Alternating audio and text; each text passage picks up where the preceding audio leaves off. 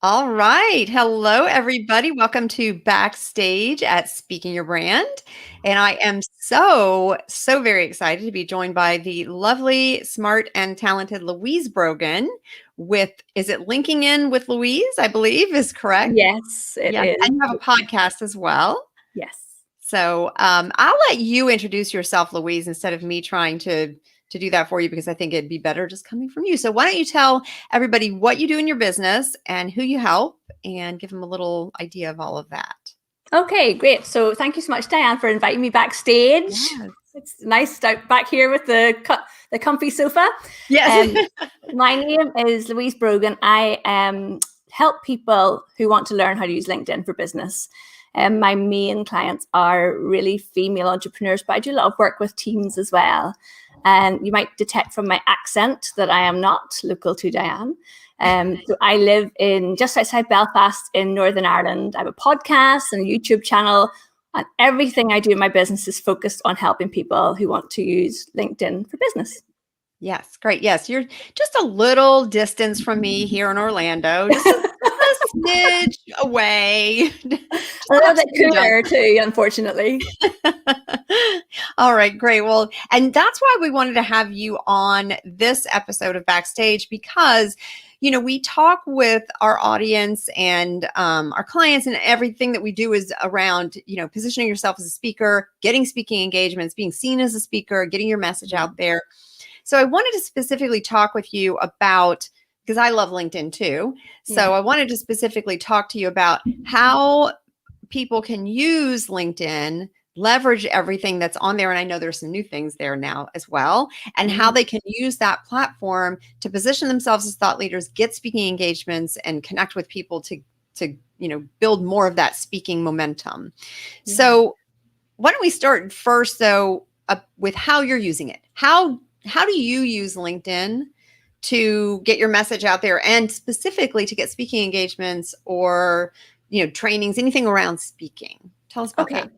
Yeah, so it's really timely because I'm about to speak to European Women on Boards, which is women on boards across Europe, which is a really high profile speaking opportunity. And that has come through my activity on LinkedIn. So that's a really good example. So when someone connects with me on LinkedIn or follows me on LinkedIn, they will get content that is all about using LinkedIn for business. So that's the first thing. People know what to expect from me, and I don't deviate from that. So I will tell you. So I'm a Small Business Britain champion as well. That's another kind of mantle that I wear. So I will talk on LinkedIn about LinkedIn for business, growing your business on LinkedIn, and small businesses, and how to support small businesses within the UK, because that's part of my remit. And I do chat about other things, but that if you follow me, that is what you will get. And people like that. So they like to know if I'm going to connect with this person and they talk about email marketing, and then suddenly they start talking about selling, I don't know, trampolines or something. You're like, oh, why am I following this person? Why am I connected with them? So understanding what it is that you want to talk about and have conversations with people about on this platform is the first key, I think. Then when you go to someone's profile, if you are a speaker or you want to be known as a speaker, that should be really obvious when I look at your profile. So I think, Diane, you have LinkedIn Creator as well as I do. So I do now. Yes, on my profile, it tells you that I talk about LinkedIn Live, I talk about small businesses, and I talk about LinkedIn tips and strategy. So that's something that I have in my profile. But when you go down through my profile, in the featured section, you're going to see clips of me speaking on stages. In the about summary, I'm going to say that I'm available to speak, and I've spoken at conferences overseas as well as locally, and that I speak to people in paid workshops. And then if you go even further down in the experience section, under my business, I've got different mini segments. I've got that I am a consultant, that I'm a podcaster, and that I'm a speaker. And those are all separate mini areas in my profile experience section. And then the skills section, I add in skills that show that I'm a speaker. So the profile reflects it. My activities reflect what it is that I want to be known for. And I think when you become a speaker and you get to speak at events and conferences and you connect with other speakers, that's where it just starts to amplify your voice and your brand, and how people say, oh, you need a LinkedIn speaker. Well, you should talk to Louise because I'm connected to her on LinkedIn and I know that's what she's an expert in. So there's multiple factors to it all, but it's about understanding if you have an area that you want to be known as an expert in on LinkedIn, then try and stick to that topic or subject, but also amplify it through other areas of your profile as well. Right. So it sounds then like the starting point is really that being very explicit about what it is that you do. So if you want to be seen as a speaker, you really have to say, I'm a speaker, right? You have to position yourself that way, put that message out there, share clips from speaking engagements, talk about yourself as a speaker, because if you don't tell the world what you want to be known as, how will they know how to see you, right? Yeah. The other thing one thing I added recently, Diane, was my cover background image on my personal profile now literally says speaker on it in bright white, and there's pictures of me speaking on a stage in there as well. That is such a great point, Louise. I think it is really important to not make your audience on LinkedIn have to try to figure out what it is you do, right? And so I think having, I always talk about how that background is free real estate. And so if you're using it to be very clear and explicit, yes, it's not clickable, but you're putting that message right front and center in front of the people viewing your profile. So it's unmistakable what you do if you literally have pictures of yourself speaking. So I think that's a really great point, and a way to use that area. And then you mentioned also connecting with other people. So tell me about specifically how you use connections on LinkedIn to, specifically in regard to getting speaking engagements. So do you reach out and connect with, for example, if you're going to a conference or you're going to be speaking somewhere, even virtually, do you identify who those speakers are, the other speakers, and then connect with them? Or how do you manage that? Yes. So for example, I mean, I know it's different in the US, but there's nothing to speak at in person here yet. But yes, if we reverse back 2 years, I was speaking at Women in Finance, which was a conference for women across Ireland in Dublin. So I looked at the page to see who else is speaking at this event. I'm going to go off to find them on LinkedIn, and I'm going to connect with them in advance, so that when I get to the conference, apart from anything, I know some people who are going to be familiar faces. But also, I would absolutely reach out to those people and say, really excited that we're going to be both speaking together at this event. And I'm growing my speaking career, which was my plan for 2020. It didn't quite work out. And say, are there any other events you're signed up to speak at? Do you know of anybody else who's looking for speakers? I'd love to be introduced to them. Or even if you signpost me to wherever you can sign up to apply to be a speaker. So absolutely. I mean, I think, as especially as women in business, I think we have to help each other up the ladder a little bit. And if anyone ever asked me for that kind of advice or tips, I'd be more than happy to say, yes, well, what about this one that's coming up in Poland, or this one that's coming up in wherever, London, and maybe you should apply to those. But yeah, absolutely. Connecting with people and building relationships with those people, so that actually, if they know I'm looking for opportunities to speak, they're going to reach out to me and say, oh, Louise, you were talking about, doing some more speaking opportunities. They're going to think about me and reach out, hopefully, if they're like-minded. Yeah, absolutely. And I think if they, when you're connecting with other speakers, maybe they get invited to speak somewhere and they're in a totally different genre than you. And then that organizer says, hey, do you know of anybody who speaks on LinkedIn? Yeah. And then they'll remember that you did. So I think it's a really great point. What about your strategy behind connecting with the event organizers, conference organizers? Is it sort of a similar process and similar strategy? Well, it would be much more, I think, to be honest with me, it would be a bit more direct. I would reach out and say, I'm really interested in hearing about, I see you've got a conference coming up. And so it's June now. You've got an event coming up in September, October. I've spoken at X, Y, and Z, and I wonder, are you looking for anybody who's speaking on this topic? Is there a way to apply, or could we have a conversation about it? I think that is perfectly acceptable. And I think, if you connect with that person and they accept your connection request, there's a little bit of strategy around this. I would look out for their posts, and if they are posting something on LinkedIn, whether it was about their conference or just about their own business, about commenting on their posts and raising your profile with that person. But also it all comes back to, again, having a really good profile, because if you are commenting on posts that a speaking event organizer is sharing, and they see in your headline that it says speaker, they're going to be intrigued enough to want to click on your profile to find out more about you, where it lists on your featured section where you've spoken and that you are a speaker. So there's lots of, I think with LinkedIn, it's like a jigsaw puzzle. You have to think of all the different pieces to make it work.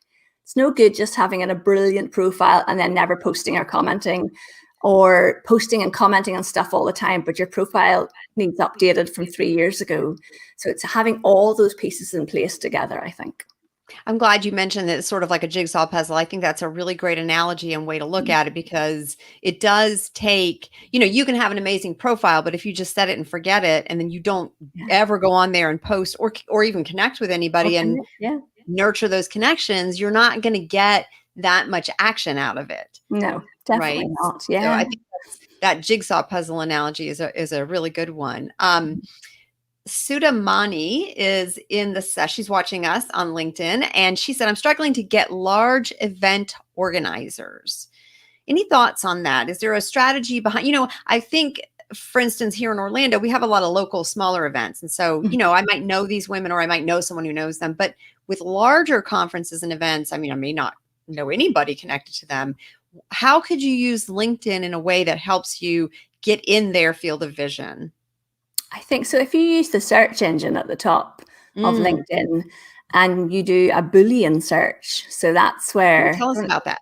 Don't want to get too techy on anybody. Yeah, no, do it. But, if you typed in speaking events or events organizer, you might bring up a list of results that have organizer or events.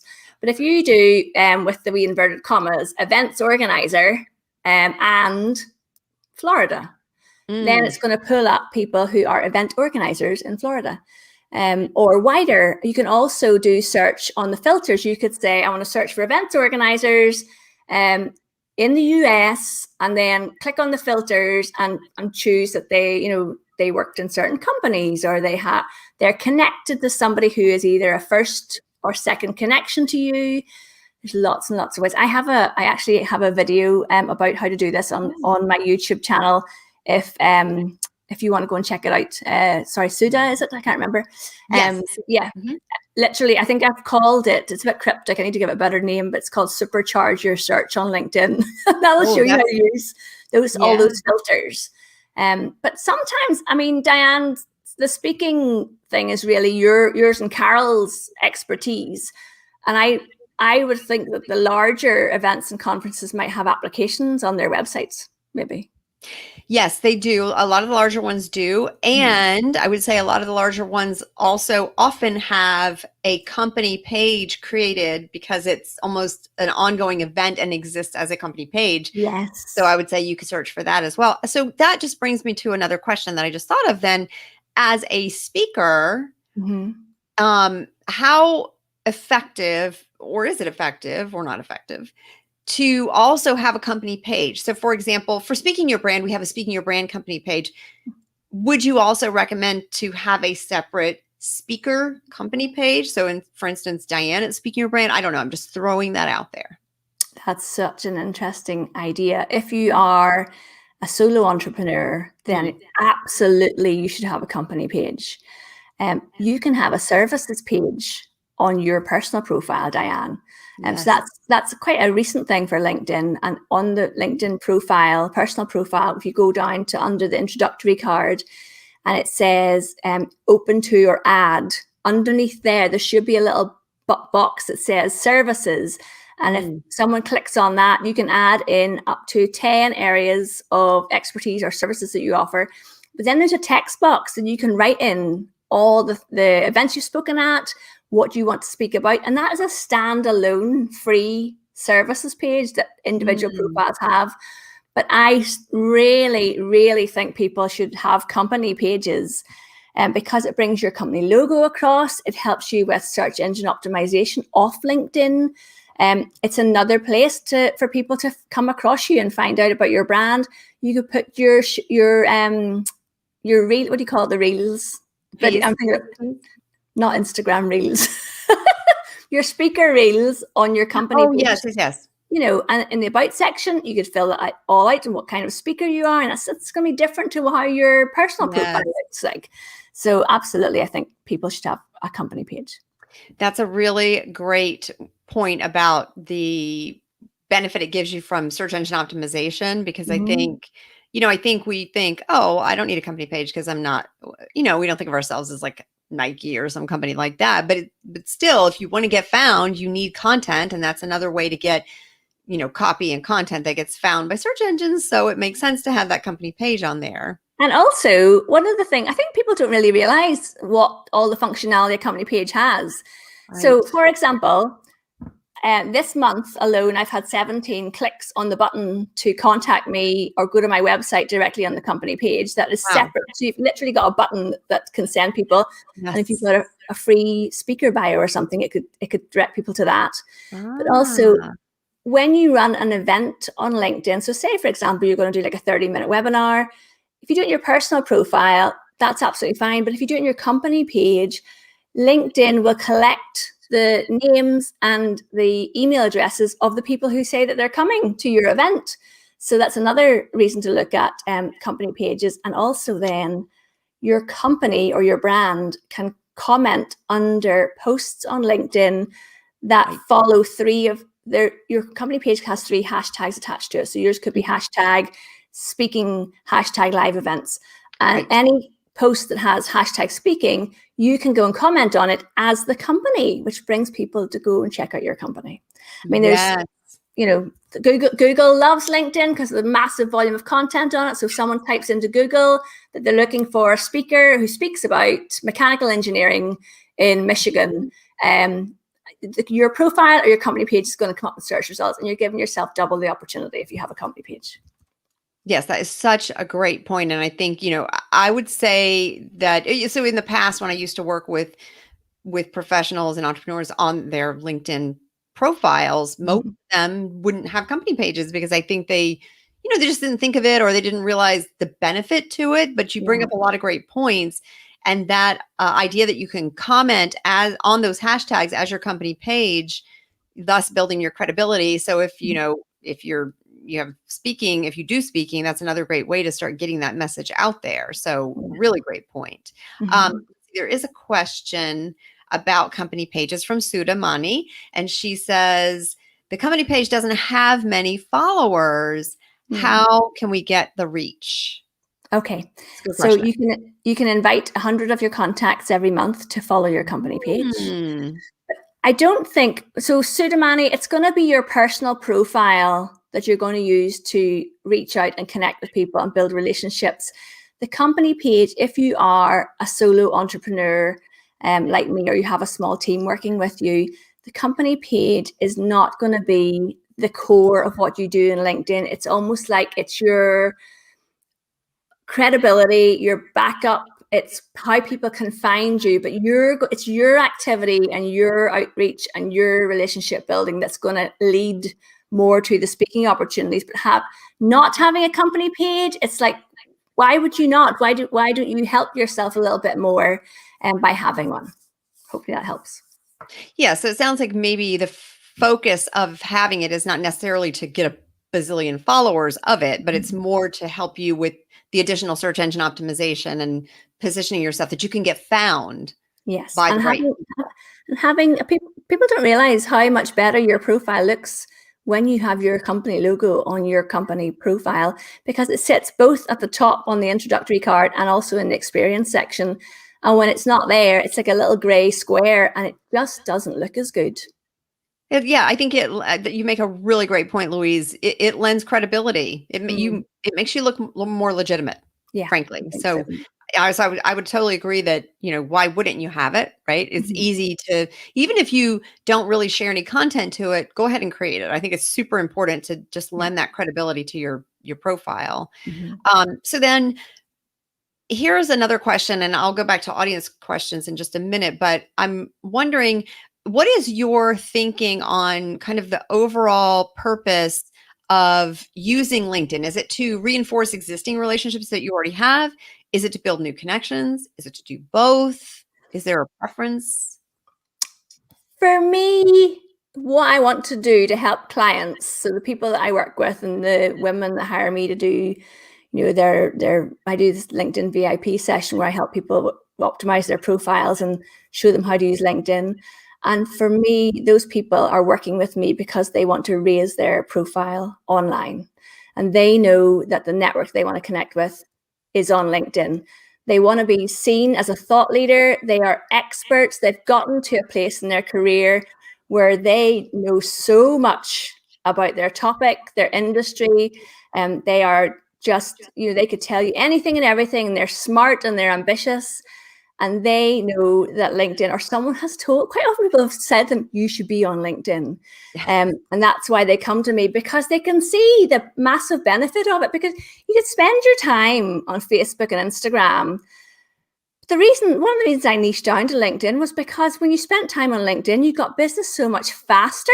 Yes. You could spin your wheels trying to figure out Instagram till the cows come home. It's true. And, maybe you could grow 10,000 followers, but how much business would you get? Whereas I think when I started really focusing on LinkedIn about 3 years ago, I probably only had about 500-600 followers. But by spending time and building relationships, and I only connect with people that I really want to connect with. That's the other thing. I don't just connect with anybody and everybody. And LinkedIn have restricted the number of connections you can send out now, which I think is brilliant. So you can only connect with 100 people in a week, I think. And I think, well, why would you connect with more than that? That just doesn't make any sense to me. How can you build relationships with more than like 2 or 3 people in a day? So I'm quite tough coach. I tell people, build a genuine network with people, always send a message so someone knows why you're connecting with them, building those relationships, comment on people's posts, be strategic about who you are commenting on. I mean, there are a couple of people and their clients and their network have brought me a lot of business. So I will always comment on their posts when I see them, because commenting on someone's post, people see your face, your name, and your headline. They click on your profile, they read your profile, and they think, I want to connect with this person. So it's really strategic. Yes, I was going to say, it sounds like you have a very specific strategy. And I think that's a really great point, because it's easy to get on any platform and just start doing a whole bunch of things, right? And spend a lot of time there, and then it's not effective. And you think, well, this is a waste of time, but probably because there's no strategy. But if you, like you said, if you have a strategy behind who you connect with, how you connect with them, how you nurture that connection, that's where you start to really get the impact of the effort and the time that you're putting in, I think. Yes. And Diane, that does not mean that I don't mess around on this platform too. I mean, I was talking to you about Carrickfergus Castle earlier. That wasn't, there's no strategy there. That was just having a bit of fun. So, bit of personality, doesn't go amiss either on LinkedIn. You don't have to be boring and stuffy and business-like constantly. And I think if you approach, basically how I am online is who I am in real life. And I remember someone saying that to me a couple of years ago, and they went, "Oh, you look like yourself." So I look like myself and I behave like myself, because what's the point in trying to be somebody else? It just doesn't work. That's a really great point. And I think especially when you have someone who wants to have coffee by a castle. Yeah. 2 hours so far apart. Let's see. So we have, Solita asks, do you only comment as your company on other company pages or on individual pages as well? Okay. So you cannot comment as your company on pages or companies unless they have put one of the 3 hashtags that your company page is following in their post. I see. So my company page on LinkedIn is called Linking In with Louise. I think my 3 hashtags are like LinkedIn tips and LinkedIn strategy. If I click on one of those 3 hashtags on my company page, it will show me all of the posts that are using that hashtag and I can comment on any of those posts as my company page, whether it's by a company or whether it's by an individual. But you can't just choose to go and comment as your company on any post. That is great to know. So for example, if Diane Diaz or Speaking Your Brand posted and put something about LinkedIn and speaking, and then put the hashtag LinkedIn tips, one of your hashtags, then you as Louise Brogan or as your company could comment on that. Yes, exactly. Yes. Perfect. I think that's really important to know, because again, when you're building what your strategy is for how you're going to use LinkedIn, and maybe you only have a certain amount of time to be on there, you kind of want to know what you're doing. So that's, I think, important to really understand. Yes. Okay. So Carol says, I'd love to hear from Louise how she promotes her LinkedIn lives and how she strategizes on guest selection and topics. I would like to hear about that as well. Woo! Tell us the behind the scenes of how Louise does that. So when I'm being organized and strategic, which is not always, let's just be quite honest here. So one thing I love to do, and it works out so well for me, would be that I would run a question or a poll about a particular thing on LinkedIn. So let's take LinkedIn events, which came out, it got a bit of a revival last year. So if I ran a poll and said, and I'd be very honest, I'd say, I'm thinking about doing a podcast episode about LinkedIn events. Are you using LinkedIn events? Have you used LinkedIn events? And then people answer my poll. And I always have the fourth option, let me know below. So it'll be answer A, 1, yes, B, no, C, you'll be never heard of them. D is always going to be other answer, let me know below, because that starts people answering questions. Then I take that poll and I will then create a podcast episode around it. So that could be a podcast episode. Should you be using LinkedIn events?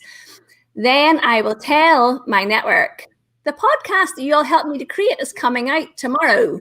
So people go and check out the podcast. And then I'll say, thank you so much, Diane and Carol, for contributing your thoughts to this. It was so helpful to me. I would mention you in my podcast. I would tell you the podcast was coming out. Then I put the podcast out. I'd tell everybody, here's the podcast we all talked about. And then what I do, if I have a guest, I then go live on LinkedIn on the Friday with whoever the guest was on the podcast. Or I might bring somebody on the Friday to say, let's really deep dive into the topic that was on Wednesday's podcast that was about LinkedIn events. So that is when I am like so organized and it's running so smoothly. It always happen. But if I have a podcast guest, I love to talk to people and I love to find out about people's businesses. And the podcast is about using LinkedIn for business, but I just love to talk to people. So I end up having to remind myself, I must ask this person about how they use LinkedIn on the podcast, which usually does happen. And then same thing else, I will put the podcast goes out on the Wednesday. I tag the person who's the guest, of course. I let them know in advance, here's your podcast. And then I schedule the LinkedIn Live on the Thursday, send it through to the guest to make sure that they have shared it in the same way that you guys did with me for this evening's LinkedIn Live, or daytime for you. And then bring that guest on to the LinkedIn Live on the Friday. And then I also then afterwards will upload the LinkedIn Live video onto my YouTube channel. So I've got like this whole series of LinkedIn Live videos with people who've been either in my small business series or podcast guests. I think I've answered Carol's question. So do you not stream? You said you upload the LinkedIn Live to YouTube. Do you not stream it to YouTube? Sometimes I do, sometimes I don't. I see. Okay. Yeah. So it really, honestly, it really depends who's going to be on and what the topic is. And do I think my YouTube channel are going to be interested in that? So sometimes I just add it in afterwards. Ideally, I should really edit it before I do that, but not always. Right. That makes sense though. So there's a strategy behind it. And then is there any benefit, or what is your strategy or thought on taking these LinkedIn Lives and sharing them in other places? So for example, would you ever share a small clip of it to Instagram, or would you share something on Facebook? Is there any benefit to kind of cross promoting using the LinkedIn Live after the fact? There probably is. But honestly, I kind of stopped trying to build audiences on those other platforms because my focus is on LinkedIn. And I think that if you are, so I've got a writer, and I've got a podcast editor, and I've got a VA on my team. And my focus is on serving clients and building my presence on LinkedIn and doing the podcast and doing the YouTube channel. So I kind of neglect, to be quite honest, Facebook, Instagram. I like Twitter because I've always liked it, and I like following news on there. But it's definitely not strategic for business. Instagram, same thing. I don't really put a lot of effort into it. I just post stuff when I feel like doing it. This is not the strategy to follow, folks. If you want to build your profile as a speaker, don't do this. Do it properly. But this is how I approach my business. I'm all in on LinkedIn, and that's my focus. And the YouTube thing it actually came about because a friend of mine, Tom Martin, who got me invited to speak at Vid Summit last year. He's a speaker. He has spoken on stages all over the world about YouTube. And he basically convinced me that I should be considering YouTube. So it's really all his fault that my secondary platform is really YouTube. Yeah. But I think it makes sense that you're all in on LinkedIn, because not because there's anything necessarily wrong with the other channels, but I believe, and I think this sounds like what your strategy is too, is that you can try to do everything and be mediocre at everything, or you can be really good at one or two things, right? Yeah. So I think it makes sense to focus on using LinkedIn, and then okay, you're building YouTube because that's really another search engine, frankly. So that and video, of course. So that, I think that makes sense. So again, whatever anybody's strategy is fine. But if you're just looking to optimize your time, I think that makes sense, because you can't, it's hard to be everywhere. Yeah, exactly. I don't want to spend time messaging people on other platforms, because when would you get any work done? Right. Well, and if you're positioning yourself as a LinkedIn expert, then, that's where I am. Exactly. And I would say to anybody who's watching that is a speaker, which I hope we do have people, I know we do have people watching who are speakers. There are conference organizers, there are businesses on there. There are other people who are speakers on LinkedIn. LinkedIn is full of your ideal audience. Yeah. And they're there to do business, which is book speakers, find speakers, create trainings and all those things. So that's the platform where you want to get found. Yes. And one of the things I find quite fascinating about LinkedIn is that the people who reach out to you to ask you to come and speak at their event, or to come and speak at their conference, or speak to their group, they very rarely comment on anything you do. They will connect with you, and then they'll send you a message, and all of the business for me happens on LinkedIn inside messaging. Yes. And this is why, another reason why I want people to send connection requests with messages, because you're kind of opening up that conversation with people. But interestingly, one of the big speaking opportunities, so I've got two events really this summer that are quite big. European Women on Boards is one, and the other one is speaking to Women in Data, which is a global organization of professional women working in data. And interestingly, they found me because they were searching for something, how to figure out how to do something on LinkedIn, and found my YouTube video about it. And they went to LinkedIn and connected with me and asked me about speaking for them. So that was interesting.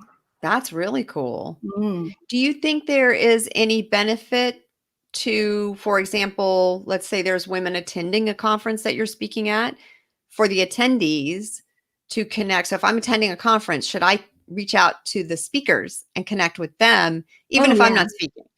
Oh, absolutely.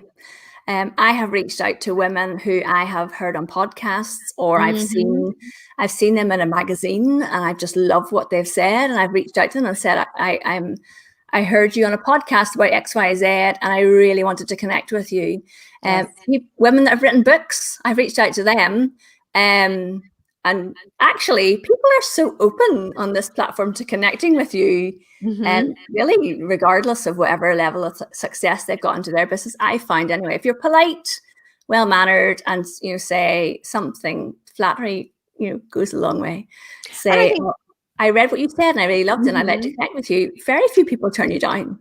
Yes, I was going to say, I think when you tell them why you want to connect, like I read something you wrote, or I attended your session, or, I was at this event, or I also spoke at this event, then they're like, oh, people understand that we're all kind of trying to make these human connections, right? So I think it is, I connect with people that way all the time that reach out to me. So, Mhm. so when someone is on LinkedIn, they want to be seen as a speaker, they're speaking, but they're trying to build more, momentum as a speaker, get more speaking engagements.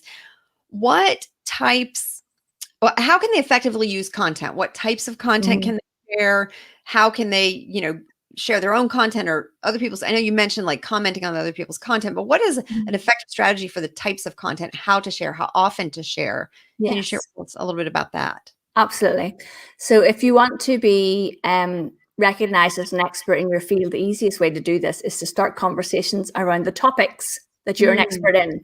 yes. So if you just share content that goes, I'm amazing, I know all of this stuff about, let's pick an example.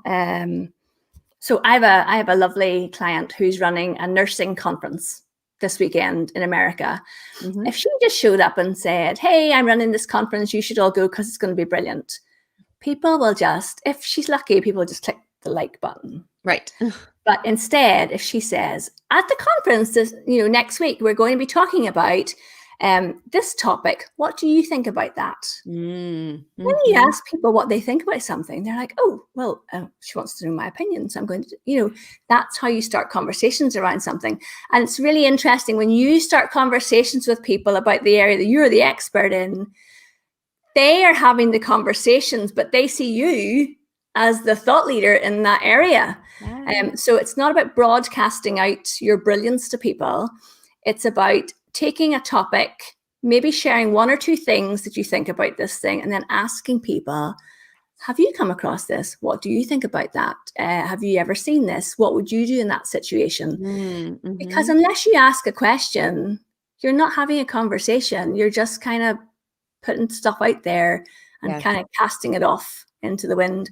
But the reason I think the commenting goes alongside it, because when you Yes. comment on people's stuff, the next time you put a post out there, the people who have engaged in the conversation that you had on a different post are much more likely to see your new post going out in the newsfeed. Another thing, I was told this years ago by an American podcaster, and he said to me, Louise, I said, I want to be a speaker. It was John Lee Dumas. Well, he Oh, came to Ireland and we went out for dinner small in one. Dublin. Yeah. Not just him and me, him and me and his partner Kate and about 5 other online business people. They're so nice. We all went out for dinner in Dublin. And I said to him, I want to speak. I want to speak on stages. I want to speak on stages in America. What do I do? And he said, get yourself booked for a speaking event anywhere. She says, I don't care if there's 5 people in the audience. He says, you hire yourself a videographer, you get down there and you get on that stage and you act like you're speaking to 500 people, Yes. get it recorded on video, put that on your LinkedIn profile, and there's your speaker reel. Just nobody has to know what's behind the camera. I thought that was just genius advice. But showing clips of yourself speaking Yes. is such an easy way to be seen as a speaker. That's why when I do a workshop with 10, 12, 15 people, I always say, can we do a screenshot now to share on LinkedIn? Yes. It's as much about other people seeing I do workshops for teams on LinkedIn. Yes. So images work so much faster than words.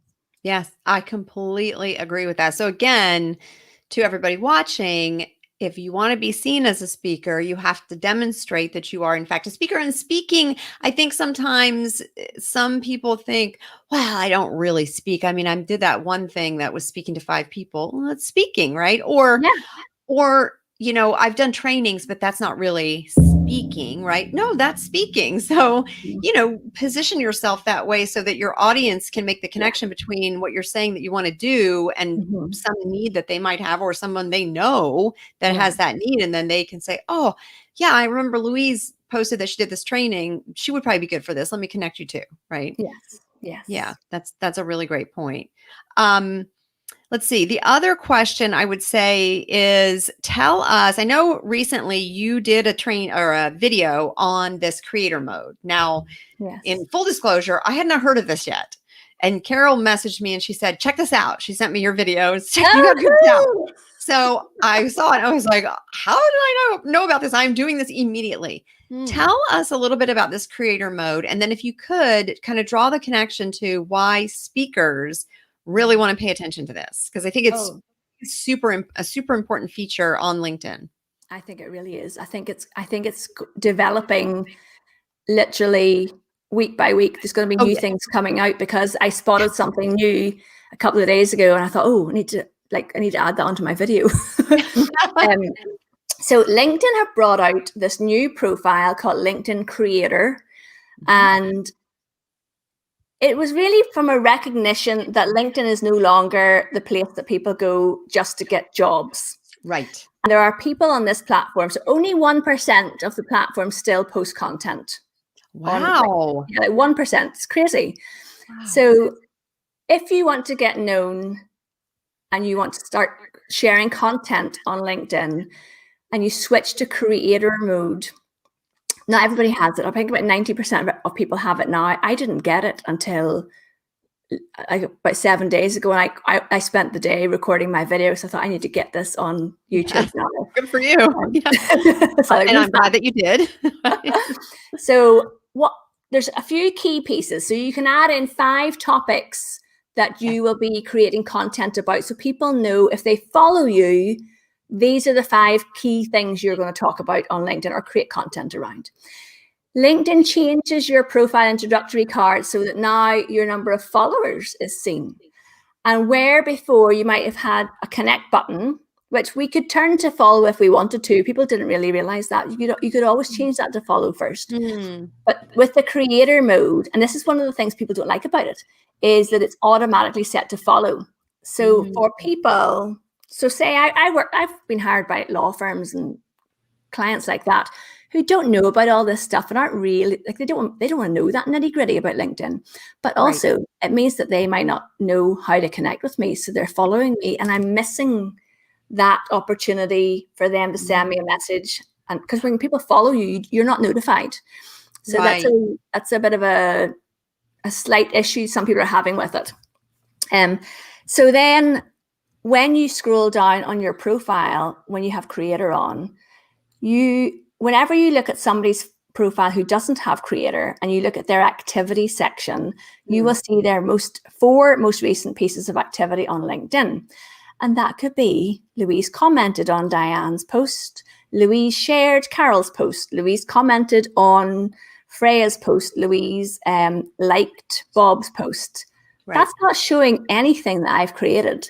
So now with creator, it shows you the last 6 pieces of content that you shared on LinkedIn. So when it says it's prioritizing your content, I think initially people thought, oh, wow, they're going to show my stuff to more people. No, it's not that. It's when someone goes to your profile and scrolls down that the content you are creating is prioritized over your activity on other people's work. And then the new thing that just popped up on, I don't know if it was maybe Saturday, can't remember, I was having a conversation about it. When a creator comments on somebody else's post, this little box pops up and says, oh, would you like to share with your network what you think about this? And you click on share now, but it's a bit weird because it literally takes your comment, creates a post that has your comment, and then the other person's post is sitting in your post. So it's like as if you decided to share that person's post into the network, but it puts your comment as your post. So I've done it, but I've edited the post so it makes sense to my network. Because if I replied and I said, I love what you did here, Diane, I think, blah, blah, blah, my audience would be going, what is that post about? So I would edit it and say, my friend Diane has just shared this video about a conference she's speaking at next week. I think it's really interesting because XYZ. Remember, ask a question, have a look at it and tell me what you think. Yes. That's a new thing that people who haven't got creator switched on don't have and can't see. And then the other thing is you can make a video cover story for your profile. Yes, I haven't done that yet. That is my runaway success YouTube video of the month. Nice. I have to do that. I'm really intrigued by that. Yes, it's a 30-second video where you get to introduce yourself to people who look at your profile, but it plays automatically for 3 seconds with the sound off. So someone needs to click on your profile picture to watch the whole video, and it comes up on screen kind of like a LinkedIn story of you or whatever you say. Nice. Good. Well, that's my next thing I'm going to do. I already set creator mode up. That's the next thing I'm doing. I love that. And I think, again, if you're a speaker, wouldn't it be valuable to actually speak inside your LinkedIn profile picture? Yes. That's like genius, right? I mean, what better way to let people connect with you? Exactly. And your 30 seconds could be, hi, I'm Louise Brogan. I'm a LinkedIn consultant and I speak on international stages about how to use LinkedIn for business. If you'd like to know more, please get in touch. It's like, hello, why would you not do that? Yeah. Well, Selena asks, are there any pros and cons on having that video? So I think we know the pros, but are there any?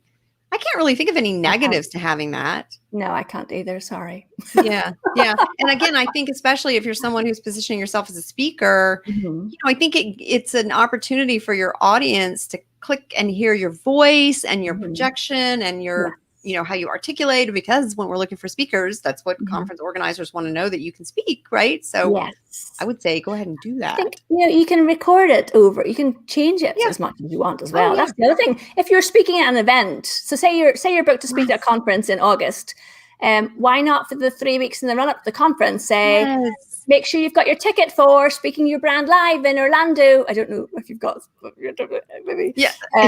But, get your ticket. The links are in my about section, or message me if you want to know more about the event. And then once the event's over, change it back to whatever you want. You all just got your money's worth if you didn't get anything else from Louise saying that, because I think that is genius. It's almost like just a little quick promotion and you can update it constantly. It's almost like saying the link is in my bio on Instagram, right? When you say that, you got some new something you're promoting, but it's a video of you saying it. What's more connecting and human than that? So, okay, I'm going to start trying that. That's fantastic. Here's a question from Monique. She said, if possible, can you expand a little bit more on how to use LinkedIn to find an expert guest for an event you are hosting? Well, there's two right here. Yes. Well, so come to LinkedIn Lives, and now you have two right here. So it says if the expert guest is on a topic that is not in your direct LinkedIn network. So kind of similar, like you're searching for this expert. Yes. So I would go up to, do you remember maybe Monique wasn't here, and I said about the search engine at the top. So you want to type in, if it's, so for example, a menopause expert, someone who speaks about the menopause, if you were running a women's health conference, let's say. So if you went up to the top and typed in menopause and then in capital letters, speaker, you're going to see all the people appeared below. And if you want to filter it by your country or your state, go to the filter button and click on that and you'll find them. And, there's not going to be, when you use those search filters, it's amazing how quickly you can narrow down people. So earlier today, we were doing, I think, like a search in one of my workshops about people working in tourism development. But you typed in tourism development and in capital letters, Northern Ireland, then it just went really close down into a small number of people to connect with. And then if you've got like a list of 10 or 15 people, why not go and check out their profiles, see which one you like best, and then connect with them with a message. Which the other side of that coin is, have that information in your profile if you want to be found as one of those experts to be a speaker. Because if it's not throughout your profile, you are not going to appear at the top of that list. Yeah. So Monique, thank you for asking that question, because I think that connects really well to this idea of positioning yourself as a speaker and why it's so important to make sure you think through how you want to be found. So if it's a menopause expert or whatever expert, or speaker, you want to have all that all throughout your profile. Well, it's amazing, Diane, as well, the number of people who are speakers who do not have the word speaker in their headline. Thank you. Yes, it's true. It's true. And I think we think, I'm an expert on this and I'm just going to put all that in there. But we don't think, well, okay, if I want to speak, I need to specifically say that. Yeah. I think I have, and hopefully I'm not saying this incorrectly, but I believe that in my LinkedIn profile in my about section and in my headline, I think I have podcast guest expert too. You do have it in your headline, so I saw that earlier. Yes, I want to be found to be a guest on podcast. So I'm just telling them that, right? Yes, excellent. I have it in my experience section, but not in my headline because I ran out of room. Yes. Well, and I think the headline's a lot harder because you really want to be strategic with what you're putting in there. But that doesn't mean you can't put it in other places, like in your experience section or your about section or somewhere that Google and the LinkedIn search field can find it, right? Yes. So it's really just about a strategy, knowing how you want to be found and putting that right there in your profile. Yes. Okay, so Louise, anything as we wrap up, is there anything else that you can share with us as far as speakers go, best practices, tips for using LinkedIn, anything that you can think of that we didn't cover that would help speakers to get found for speaking engagements? Yes. So one of the you had actually asked me earlier how often you should be on LinkedIn. Yes. So I have a download if people want to go and grab it on my website, louisebrogan.com/download. And it's basically your daily and weekly activities that you should be trying to do on LinkedIn. So with the clients that I help people with their posts on LinkedIn. We write their posts for them and then they post them. 2 to 3 posts a week is all you need for LinkedIn. Remember, only 1% of people are sharing anything on this platform.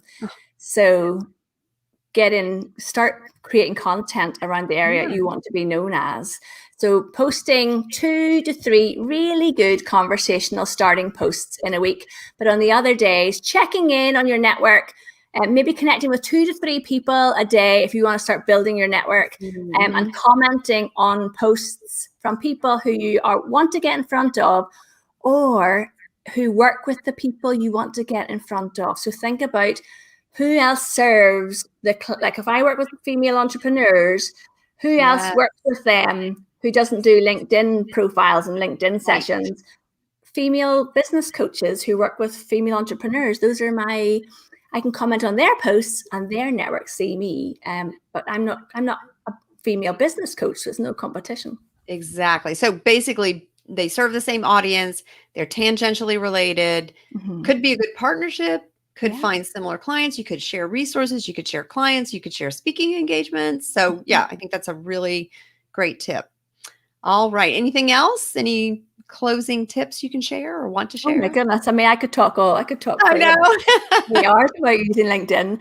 I think as well, one of the things I've noticed about women who maybe have left corporate to come out and start their own career, who want to be speakers, or they're maybe building a consultancy, and they have a bit of hesitancy, or they feel a bit overwhelmed with the platform. So try not to speak as if you're talking to your ex-colleagues. Yes. Don't worry about what they think about what you're doing. Start connecting with people in the new space that you want to work in, and don't worry about what other people are going to say about what you're doing on the platform. This is a really friendly, polite platform. I have never, touch wood, start now, but I have never had abusive or rude messages on this platform because I behave professionally. It's a professional platform. And don't be overwhelmed. If you feel overwhelmed and think, Louise, how can I start conversations about my topic? I've only been in business 6 months. Well, then look and see other people who are in your field. Look and see what they're doing. Maybe comment on their posts and just take it gently, step by step, and start connecting with people. But also, I worked with a client a couple of years ago, and she said, I did everything you said, Louise, but nobody commented on any of my posts. And I said, well, how many people are in your network? She said 76. Well, I thought, that there's something there. You have to actually have a network to see your content, because people are not on here every day. No.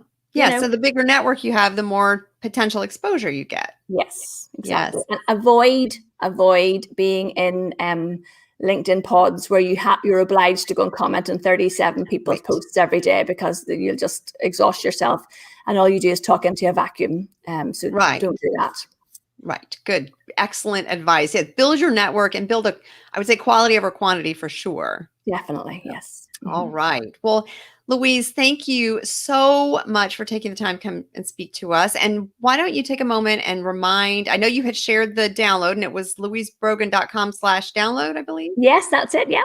Okay. And also let everybody know where they can connect with you and where they can reach out to you if they want to work with you. Right here on LinkedIn. Hey, how about that? Easy peasy. Yeah, I mean, I have loads of free resources. My podcast is about 4 years old, so there's a lot of back catalog episodes there. And I have loads of free mini little, like 5-10 minute, not even 5-6 minute videos on my YouTube channel, LinkedIn with Louise. But the easiest thing is just to connect with me here on LinkedIn and send me a message and say you heard me talking to Diane. See, you can start to practice what Louise shared by Yes. commenting to Louise and connecting with her. So, all right. Well, thank you so much for joining us, Louise. I truly appreciate it. It was so much fun chatting with you. And I want to remind our audience that our next Backstage at Speaking Your Brand LinkedIn Live will be on Monday, June 21st at 2 p.m. Eastern Time. So be sure to connect with myself and with Carol Cox on LinkedIn so you can make sure to get updates about that. And then you can click to be reminded of our next LinkedIn Live. Louise, thank you so much. And I hope you have and everybody has a great rest of your day. Thank you so much, Diane. It's been really fun. Thanks, Louise.